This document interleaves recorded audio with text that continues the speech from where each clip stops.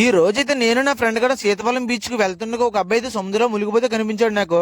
నేనైతే అబ్బాయి కోసం వెంటనే అయితే సముద్ర లోపలికి వెళ్తున్నాను. చూడండి నా అబ్బాయి అయితే ఎలా మునిగిపోతున్నాడో, చూస్తున్నారు కదా ఎలా కొట్టుకుంటున్నాడు లోపల. నేనైతే చాలా అంటే చాలా ఫాస్ట్ గా లోపలికి వెళ్తున్నాను. చూడండి నా అలల మధ్య అలా మూలిగిపోతున్నాడు. నేను వెళ్ళేసరికి వాటర్ అయితే ఎక్కువగా తాగేసి సముద్రం కిందకైతే వెళ్ళిపోతున్నాడు. చూస్తున్నారు కదా, మొత్తానికి అయితే తీసుకొస్తున్నాను. చూడండి నా భుజం పైన అయితే ఎక్కించుకొని, చూస్తున్నారు కదా సృహ కోల్పోయినట్టున్నాడు అన్న.